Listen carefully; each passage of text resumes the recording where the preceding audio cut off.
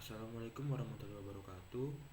Kenalkan, nama saya Bujon Agata dari Prodi Rekayasa Instrumentasi dan Otomasi angkatan 2023. Kali ini saya akan mengerjakan tugas praktikum modul 2 yang berjudul pengoperasian dasar silinder, single acting dan double acting.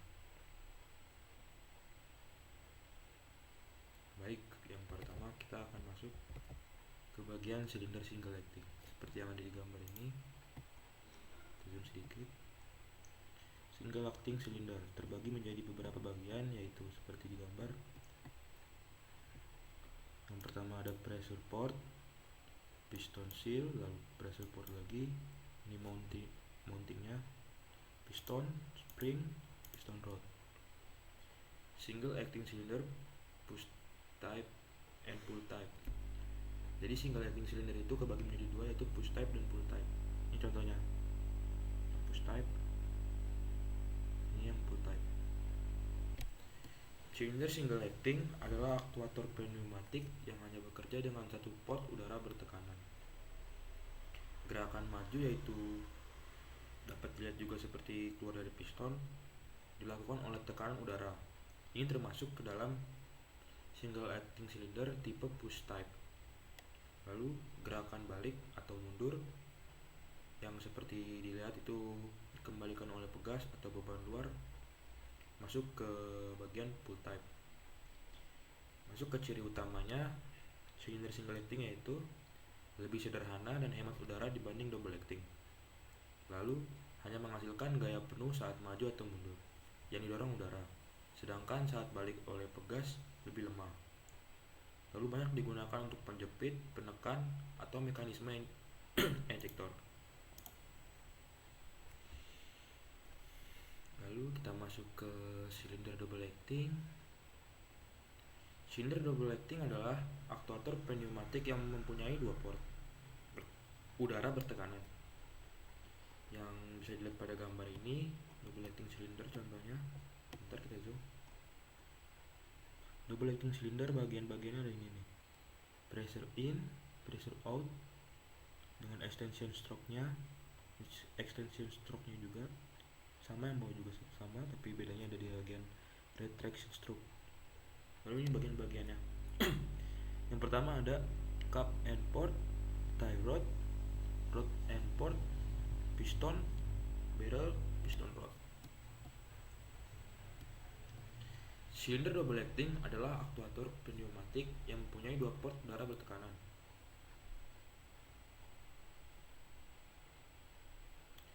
Lalu kita masuk ke bagian ini. Kapan silinder-silinder ini digunakan? Oke, kita masuk ke bagian pertama. Silinder single acting biasanya digunakan pada pengaplikasian yang hanya membutuhkan gerakan satu arah kerja dengan dorongan udara bertekanan. Sementara gerakan baliknya dibantu oleh pegas atau beban eksternal. Silinder ini cocok untuk mekanisme sederhana yang tidak memerlukan gaya besar secara terus-menerus, seperti pada clamping, ejecting, positioning, atau lifting ringan. Ini untuk yang silinder single acting. Lalu masuk ke silinder double acting. Silinder double acting dipakai ketika sistem membutuhkan gerakan bolak-balik yang sama kuat di kedua arah. Karena udara bertekanan digunakan baik untuk mendorong maupun menarik piston. Jenis ini sering diaplikasikan pada proses industri yang memerlukan kontrol gerakan yang berulang, stabil, dan bertenaga. Misalnya dalam handling material, lalu pintu otomatis, lalu mesin packaging, crusher, dan sistem robotik pick and place. Ini contoh-contohnya silinder. Baik, kita masuk ke bagian cara pengoperasiannya. Yang pertama, cara pengoperasian single action cylinder. Seperti ada yang ada di gambar. Apabila ini ada push type, lalu pull type, bekerja seperti ini. Single acting itu, silinder single acting, pengoperasiannya itu seperti ini. Udara bertekanan masuk melalui satu port untuk mendorong piston keluar, Saat suplainya dihentikan, pegas internal mengembalikan piston ke posisi semula. Karena itu silinder ini hanya bekerja dengan gaya penuh satu arah.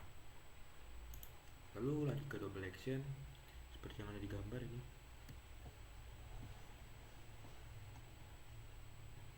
Double acting actuator, pneumatic supply, solenoid. Pengoperasian silinder double acting yaitu udara bertekanan dialirkan secara bergantian ke dua port. Jadi jika udara masuk ke port depan, piston terdorong maju. Jika udara masuk ke port yang di belakang, piston terdorong mundur. Dengan begitu, silinder mampu menghasilkan gaya penuh kepada dua arah gerakan.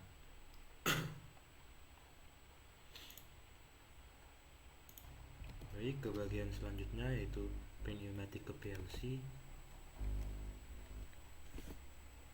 Bagian kiri saat tombol tekan atau PB diberi arus kurang lebih 24 volt, oil relay atau K1 aktif sehingga menghubungkan arus ke solenoid atau simbol Y.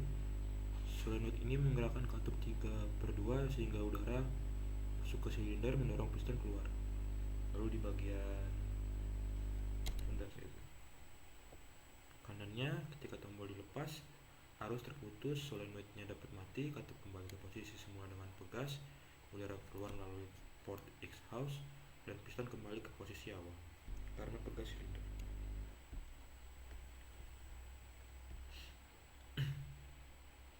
Ladder PLC. Program ladder ini terdapat PB on dan off untuk menghidupkan dan mematikan sistem pneumatik secara sederhana, hanya untuk memberikan output pada valve supaya bisa membuka jalur udara ke silinder pneumatik. Baik, kita akan membuat ladder PLC seperti yang ada di gambar modul kali ini. Sebentar. Kita akan ke CX program. Pertama kita masuk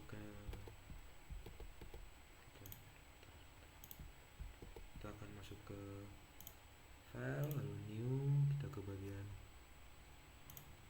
CP1L seperti yang dilakukan pada praktikum kemarin. Baik, kita akan mengikuti apa yang ada di modul dari PLC.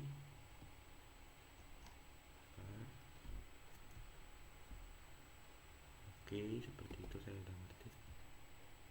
Pertama-tama kita akan klik yang bagian di sini. Kita buat sesuai yang digambar, yaitu 0,00 dengan tulisan PB on.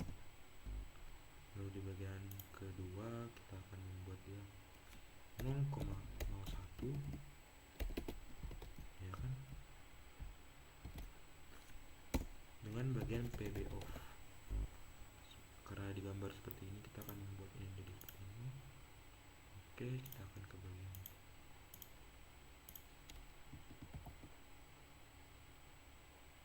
bawahnya. Kita langsung menyambung ke atas seperti ini. Kita buat ski 100,0 atau output valve nya.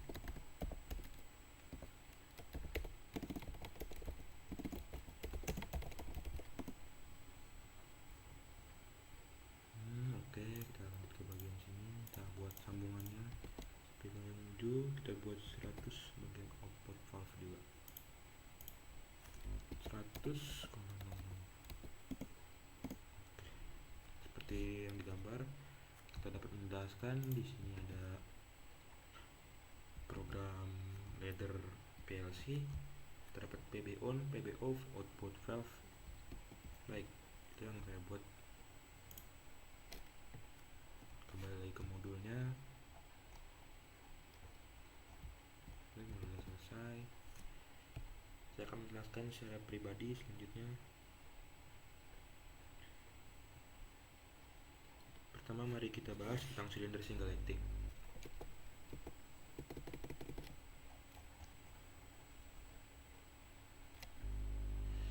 Silinder single acting hanya memiliki satu port udara.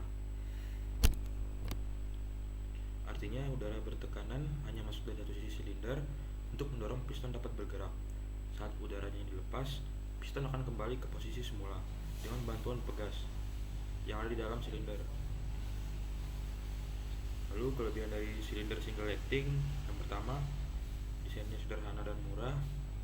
Yang kedua, cocok untuk aplikasi yang hanya membutuhkan satu arah gaya kerja. Yang ketiga, konsumsi udara yang lebih sedikit.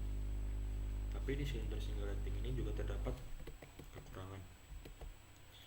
Kekurangannya yaitu antara lain, yang pertama, gaya dorong terbatas karena sebagian ruang terisi pegas. Lalu tidak cocok untuk beban yang sangat berat. Contoh penggunaannya atau pengaplikasian silinder single acting itu antara lain mendorong benda keluar dari konveyor, menekan tombol otomatis atau ejektor sederhana. Baik, kita masuk ke silinder double acting. Penjelasan pribadi dari saya. Silinder double acting memiliki dua port udara sehingga udara bertekanan bisa masuk dari sisi depan atau belakang piston. Akibatnya piston dapat bergerak maju dan juga mundur dengan tenaga dari udara tanpa perlu pegas. Lalu kelebihan dari silinder double acting. Yang pertama, gaya yang dihasilkan sama kuatnya pada kedua arah.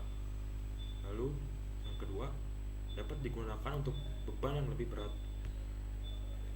Yang ketiga, cocok untuk aplikasi yang membutuhkan gerakan maju mundur secara terus menerus. Selain itu, silinder double acting juga memiliki kekurangannya. Yang pertama itu konsumsi daya atau udara yang lebih banyak. Lalu kedua, biaya yang lebih mahal dibanding single acting.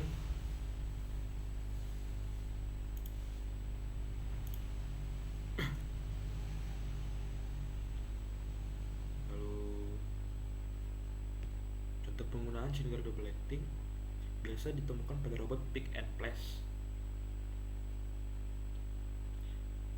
palang pintu otomatis, hingga mesin press yang membutuhkan dorongan dari dua arah. Untuk mengoperasikan silinder, kita memerlukan katup kontrol. Pada silinder single acting, biasanya kita memakai katup 3,2 atau 3 port 2 posisi untuk mengatur aliran udaranya. Lalu di silinder double acting biasanya menggunakan katup 5/2 atau 3/2 atau 4/2 untuk mengatur udara masuk dan keluar dari kedua sisi silinder. Selain itu, kita juga bisa mengontrolnya secara manual menggunakan push button atau otomatis menggunakan sensor dan PLC. Dalam praktik industri, kontrol otomatis lebih banyak digunakan karena dapat meningkatkan produktivitas. Jika kita bandingkan keduanya, single acting lebih terasa sederhana dan hemat udara, cocok untuk aplikasi satu arah. Baik yang double acting lebih fleksibel dan bertenaga, tapi sangat cocok untuk gerakan dua arah berulang.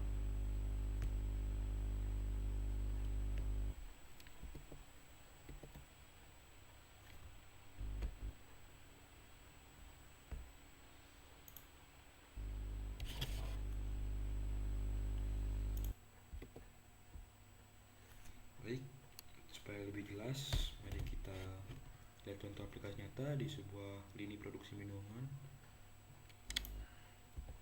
Tekan buka.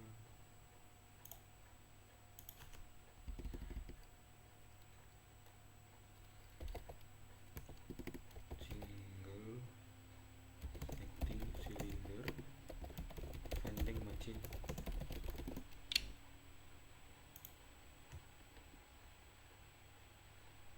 Isinya adalah untuk di mesin-mesin minuman, silinder single actingnya. Jadi silinder single acting di mesin minuman ini biasanya mendorong botol yang telah kita pilih untuk masuk ke jalur pengisian karena tugasnya hanya satu arah, mendorong lalu kembali. Silinder single acting pun sudah cukup di vending machine. Sementara itu pada mesin pengepakan kardus, silinder double acting seperti ini. Digunakan silinder double acting karena untuk menutup dan mengangkat flap kardus berulang-ulang. Di sini dibutuhkan gaya dorong dan daya tarik yang sama kuatnya, sehingga double acting lebih cocok digunakan di sini. Dari dua contoh yang telah saya sampaikan tadi, kita bisa melihat pentingnya memilih silinder sesuai yang dibutuhkan oleh aplikasi yang ingin kita lakukan. Selain memahami cara kerja, kita juga harus tahu bagaimana menghitung gaya yang dihasilkan silinder. Rumusnya sederhana, F sama dengan P kali A. F adalah gaya atau Newton, P adalah tekanan udara atau Pascal, dan A adalah luas penampang piston atau meter kubik. Lalu untuk pemeliharaannya sendiri, seperti komponen lain, silinder juga membutuhkan perawatan. Berikut beberapa langkah pemeliharaan silinder dapat saya jelaskan. Yang pertama itu memeriksa kebocoran udara secara rutin. Kebocoran bisa mengurangi efisiensi. Yang kedua, pastikan filter udaranya bersih agar kotoran tidak masuk ke silinder. Lalu yang ketiga, periksa kondisi seal dan piston rod. Jika aus, segera ganti. Lalu yang keempat, berikan pelumas secukupnya jika silinder tidak bertipe non-loop. Yang kelima, cek pegas pada silinder single acting. Apakah masih kuat untuk mengembalikan piston ke posisi semula atau tidak? Pemeliharaan rutin akan memperpanjang umur silinder dan menghindari downtime produksi. Lalu di silinder-silinder ini tentunya terdapat masalah-masalah yang terjadi. Baik, untuk masalah umumnya itu dapat saya sebutkan seperti yang pertama itu piston macet atau lambat bergerak. Penyebabnya adalah udara yang kurang, seal bocor, atau batang piston kotor. Solusi yang dapat dilakukan sendiri itu mengecek tekanan udara, ganti sealnya, bersihkan batang piston. Lalu yang kedua, silinder tidak kembali pada single acting. Penyebabnya itu yang pertama karena pegasnya sudah mulai lemah atau patah. Solusinya adalah mengganti pegas dengan yang baru. Lalu yang ketiga, kebocoran udara dapat terdengar dari port, yaitu penyebabnya adalah o-ring aus. Solusinya mengganti o-ring dan pastikan pemasangannya benar. Baik, inilah rangkaian praktikum pneumatik modul 2 yang telah kita pelajari kemarin. Seperti ini. Oke, jadi ini yang telah saya buat ladder PLC seperti yang ada tadi di gambar.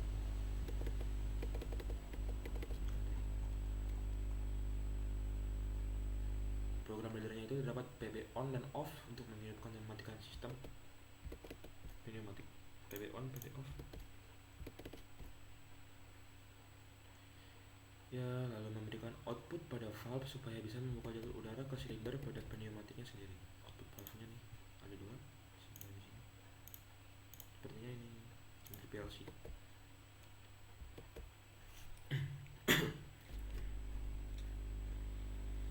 Baik, untuk itu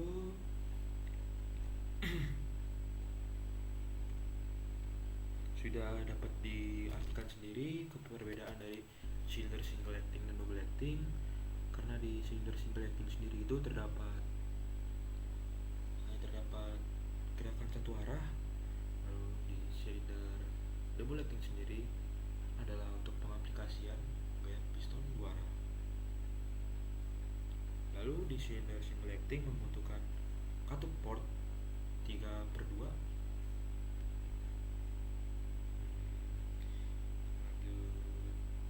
yaitu 3 port dan 2 posisi.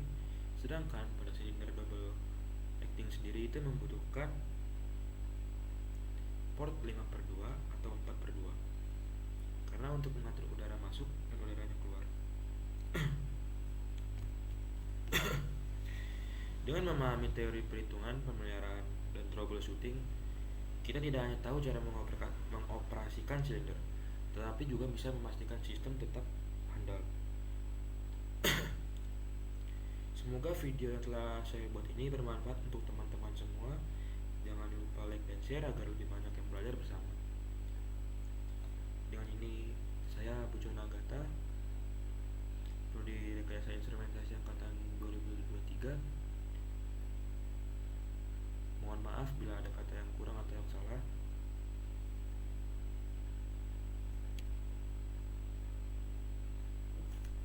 Sekian dari saya, pemahaman dan pemaparan tentang modul 2, yaitu ladder PLC sendiri. Terima kasih. jumpa di